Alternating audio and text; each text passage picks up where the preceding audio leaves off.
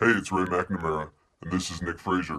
Why, Nick? Why are you standing in this dimly lit attic recording studio wearing an incredibly tight, sweaty lab coat, holding a thermometer and wearing goggles? Why? It makes no sense. You're crazy. I am doing all of this because on Wednesday at 7 o'clock at Monk's on the Commons, my good friend Ray McNamara invited me to join his Wednesday residency, and for some reason, he thinks I'm good at reading. So I'm going to read Halloween stories and spooky stuff, and why not?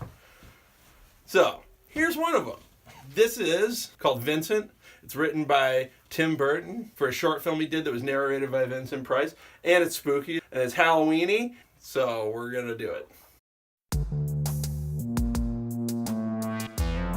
Vincent Malloy is 7 years old. He's always polite and does what he's told. For a boy his age, he's considerate and nice, but he wants to be just like Vincent Price.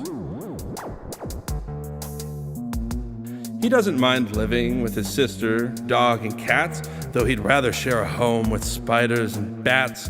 There he could reflect on the horrors he's invented and wander dark hallways alone and tormented.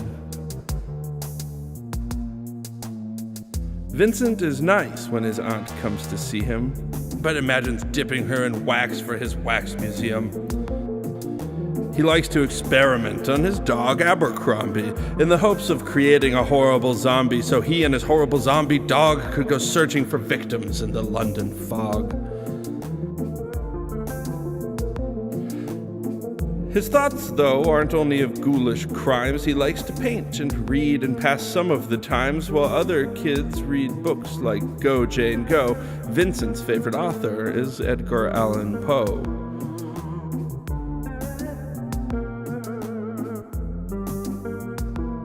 One night, while reading a gruesome tale, he read a passage that made him turn pale. Such horrible news he could not survive, for his beautiful wife had been buried alive. He dug out her grave to make sure she was dead, unaware that her grave was his mother's flower bed. His mother sent Vincent off to his room. He knew he'd been banished to the Tower of Doom, where he was sentenced to spend the rest of his life alone with the portrait of his beautiful wife. Well alone and insane, encased in his tomb, Vincent's mother burst suddenly into the room. She said, "If you want to, you can go out and play. It's sunny outside and a beautiful day." Vincent tried to talk, but he just couldn't speak. The years of isolation had made him quite weak, so he took out some paper and scrawled with a pen, "I am possessed by this house and can never leave it again." His mother said, "You're not possessed and you're not almost dead. These games that you play are all in your head. You're not Vincent Price, you're Vincent Malloy. You're not tormented or insane. You're just a young boy. You're 7 years old and you are my son. I want you to get outside and have some real fun." Her anger now spent, she walked through the hall, and while Vincent backed slowly against the wall, the room started to swell, to shiver and creak. His horrid insanity had reached its peak. He saw Abercrombie, his zombie slave, and heard his wife call from beyond the grave. She spoke from her coffin and made ghoulish demands.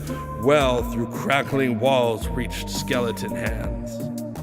Every horror in his life that had crept through his dreams swept his mad laughter to terrified screams.